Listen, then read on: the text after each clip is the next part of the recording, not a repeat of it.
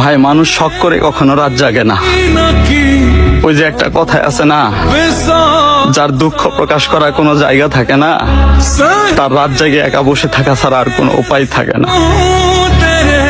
আসলে মানুষের অন্তরটা হইলো একটা কবরস্থানের মতো, ভেতরে কি চলতেছে একমাত্র আল্লাহ ছাড়া আর কেউ জানে না।